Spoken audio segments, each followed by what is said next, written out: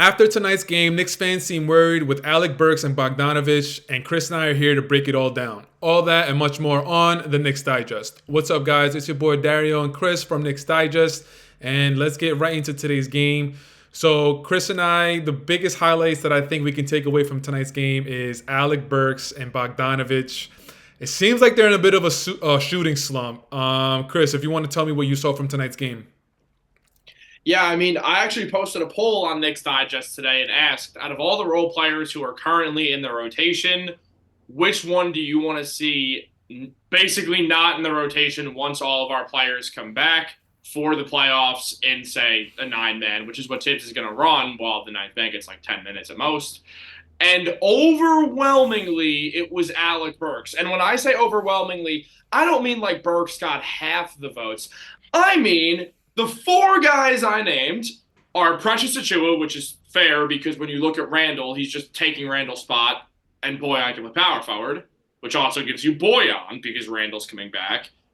Deuce McBride, which is plausible, but I'd assume he's going to be our ninth man. And then Alec Burks. Now, Deuce got 2%. Precious Achiuwa got 4%.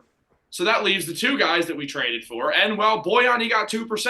So that leaves 92% for Alec Burks. 92% of Knicks fans that we polled do not want to see Alec Burks in a New York Knicks playoff rotation. And if I'm being honest, I understand why. Since the trade happened, Alec Burks has sunk only 29.8% of his three-point shots. Now, I understand. Look, we're missing a lot of role players. Alec Burks has been forced to play a bigger role, where it looks like for some reason he's trying to emulate what Emmanuel quickly did when those two are far different players. And that has led to Burks playing a really inefficient brand of basketball since his return to the Knicks, which has not been what we need. We need an efficient shooter, and Alec Burks is not getting the job done. Now, I understand Boyan Bogdanovich should not shoot as well either. It is starting to worry Knicks fans because Boyan's defense seems to have absolutely fallen off a cliff these last few years as he's gotten older. But also, we have to talk about the fact that Dante DiVincenzo is being forced to punch above his weight, 7 for 24. He's not that type of player. It's not DiVincenzo's fault. It's just the way it is with these injuries right now. It's definitely worrisome when we're thinking about playoff basketball. Yeah, absolutely. During the game, I sent a message to the group chat, and I was like, "Are we sure Alec Burks was a good pickup?" And you said something right now in your little monologue. You were just saying how like it seems like Alec Burks is trying to pick up the Emmanuel quickly role. But the thing is that tonight he only had 11 minutes. He was only in the game for 11 minutes and 42 seconds, and even with those 11 minutes, he did not play well. And this goes to what I was saying last time about like Alec Burks' first stint with the Knicks and how I wasn't confident because it seemed like he was an inconsistent shooter. And tonight's game, he kind of proved me right. Shooting 5 of 14 from the field, 1 of 7 from 3. Not great. Bogey had a slightly better game than Alec Burks. 19 points, 6 of 18 from the field, 4 of 11 from the 3.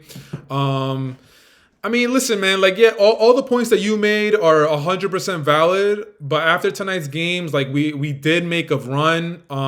We just didn't have enough. We just didn't have enough. The talent on the floor, some people might say it might have been equal. It's hard to gauge if I could say Atlanta Hawks had the better talent on the floor. It's really hard to gauge that. But if you watch the game, we just didn't have enough to get over the hump. We had enough to, like, tie it up, to go up by 2, but we just didn't have enough to extend the lead. And of course, that's where Jalen Brunson, Julius Randle, OG Anunoby come into play. I kind of want to talk about another player. You mentioned him in the earlier speech. Deuce. The Deuce is loose. Even though he kind of his game wasn't that great. But man, did you see that dunk that he had when he drove baseline? Yo, Deuce has been so fun, and no, it wasn't the greatest game, but man's been ball.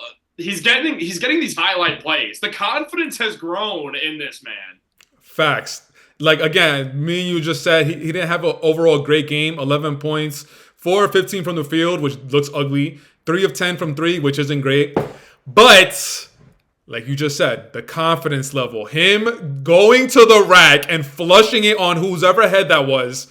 I like seeing that. if there's something about Deuce where if he could just put a little bit better of a game as far as his shooting percentages, if he could put better of a game together, that'll be great to go coincide with his aggressiveness. And yeah, he's had these highlight plays on Sunday against the Cleveland Cavaliers. He made Evan Mobley touch earth. Tonight he went straight to the rack and he threw it on whoever's head that was. I just like what I'm seeing from Deuce. I hope they can put it together a little bit more. Yeah, I mean, I definitely like that Deuce is picking it up because it does feel like the Knicks are pretty comfortable with him being a role player on this team going forwards. I've said this before on the channel. Basically, the second the Knicks got Bojan Bogdanovic, one of the reasons for trading for Burks and Bojan was to get that contract with Bogdanovic because it is a tradable contract. It's going to be around an expiring $20 million deal next year. The Knicks can put that in a package full of first-round picks and trade for a star player, which is going to thin out their rotation because there might be one or two other players potentially going in that trade depending on who it's for and what the salaries look like. But it's probably not going to be Deuce because his contract is pretty low to the fact that it's not really going to boost you anywhere when it comes to making a trade. He's not really going to change much of the contract value. So when it comes to the strict financial trade rules, and I think because of that, the Knicks are planning on keeping Deuce around for a while. And maybe though this season, I'm not going to say it's unlikely, but it wouldn't be shocking if we hardly see Deuce in the playoffs if the Knicks get healthy. And I think it's just a testament to over time, the Knicks do want to keep Deuce around, and I'm here for it. The man's a really good defender. He played 46 minutes tonight, and all 46 of those minutes, he played hard, dude. That is tough to do in the NBA. Deuce has shown he is a premier athlete when it comes to his conditioning, when it comes to his strength for someone who's only 6'2", 6'3". I like Deuce as a player. I've liked him as a prospect basically since they drafted him because if you can get a hard-nosed defender, as long as they can figure out a jump shot to some degree, they'll find their way in the NBA as a legit role player for a good amount of time. Deuce in the playoffs, we've always talked about the Jalen Brunson minutes when he goes to the bench in the playoffs. And we were kind of worried that Deuce is going to be the one to take that mantle, and there's a lot of responsibility. He doesn't really have that type of experience. But it seems like since they made the trade with Bogey and Burks, it seems like the Jalen Brunson minutes when he goes to the bench is going to be a collective effort between Deuce, between Burks, between Hart. So I'm not as worried. If anything, these minutes that he's getting while Jalen Brunson recovers from that knee contusion is going to be valuable. I would rather see it be a collective effort rather than just putting all the pressure on Deuce and just being like, okay, you're the only point guard that we have, because I don't think he's ready for that. But speaking of players that have been just growing with confidence, Precious Achiuwa. Did you see the moves tonight? Again, he didn't have a great game, but these little glimpses throughout the game where I'm gaining more and more confidence in him. He got a rebound and he completely waved off. I think it was Josh Hart, and I think it was in the first half. He just waved him off and he brought the ball up court, and then I think he backed down his man and he put the ball in the hoop. Like, he's having these little moments where I'm like, oh my God, if I could just see this from you, like when you have limited minutes because of Julius Randle. Precious Achiuwa, I love the way he played tonight. Obviously, I wish he added a little bit more to the effort that the Knicks had in total. But just independently from the team, Precious Achiuwa is definitely someone else that I saw that I was very happy with. I would have liked to see Precious play more minutes. He went 7 for 8 from the field, pulled down 6 rebounds, got a block, got a steal. Only player on the Knicks with a plus-minus tonight. It kind of sucks that Bogdanovic played more minutes than him, and I understand why that happened. The Knicks needed shot creation at the end of that game, and Bogdanovic did not bring that tonight. But something that I kind of do quickly want to mention, which does involve Precious because I want him in the playoff rotation, come playoffs, whether one of them sits in Burks or Bogdanovic, like they don't get minutes, they get situational minutes, which is just a Tom Thibodeau word for you're not playing unless there's an injury or at the very end of the game for some weird reason, like Frank when he had to guard Trae Young on that last possession of game 1 in 2021 for absolutely no reason. But Burks and Bogdanovic are here to basically spot up and shoot the ball. I think with the way the Deuce is playing, with the confidence that he's been working at, that is more likely now. We don't have to rely on Burks to try to create his own shot, which is something he can't do, even though he tried a bunch of times tonight, which is ridiculous how much he shot it for only 12 minutes. But I think also one of the things with Precious scoring down low is you do have to dig in on this Knicks team more. You can't just protect the perimeter the way that maybe a few months ago you would see Precious coming downhill and you're like, he's not really that much of a threat. Now he is. He's shown that he's a threat. And he used to do this a little bit on Toronto also. Sometimes you just try to bring the ball up. It's a confidence thing with Precious. Clearly, he's come in here. Tom Thibodeau has unlocked Precious Achiuwa, and it has been awesome to see because I think he is going to be a part of the Knicks' future going forwards. We need to see this when Julius Randle comes back. We need this Precious to play the way he's playing with Julius Randle back. If Precious is doing all of this while Julius Randle's out, and then when Randle comes back, he goes back to his old self, it's going to mean absolutely nothing. So Precious, please keep it up. Keep the aggression up. That's all we want to see as Knicks fans. I do want to pivot a little bit because we haven't talked since prior to Sunday's game.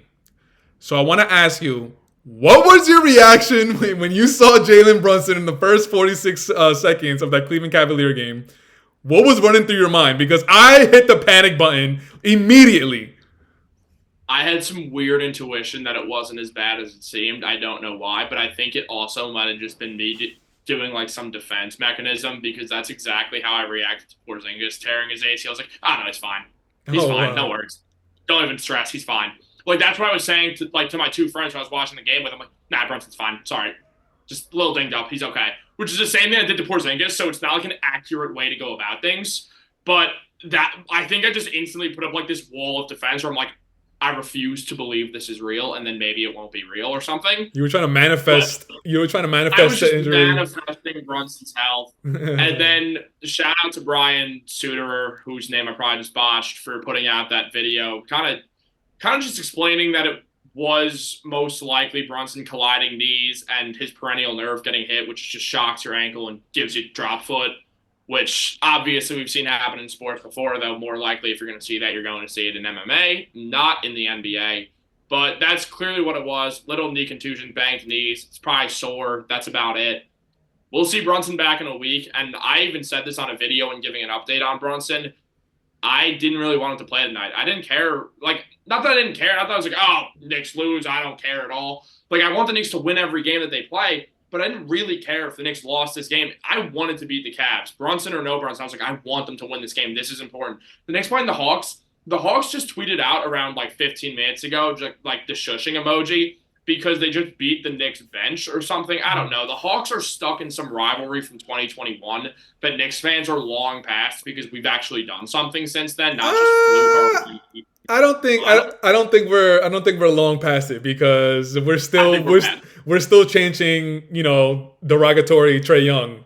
Well, yeah, but like that's more of a culture that has become less of like, hey, Trae Young, don't want to get demonetized, but it's more like it's more just like a New York chant. Like I saw that breakout at a Mets game this year. In the middle of July, there was just that chant to Trae Young. I saw it happen at a Yankees game. It happens at Rangers games all the time. This is just something because all of us are Knicks fans. Like I'm a Yankee fan. Yankees Digest coming soon. But like you're gonna get baseball fans of all kinds of baseball games because they're so big. The stadiums are massive. If you're all from the same city, there's gonna be something you guys can find camaraderie in.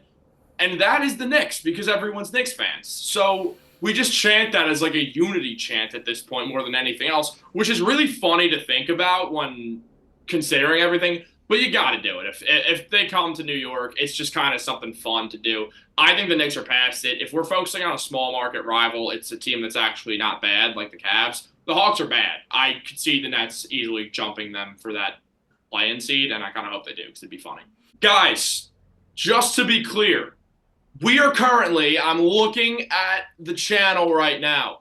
We are 3 subscribers away from 5,000 subscribers. Now, what are Dariel and I going to do if we hit 5,000? Probably nothing. But if we get to 10,000 before the election, I promise I will live stream myself vote for Taj Gibson for president. Hey! Because you only live once, man. That's what's up.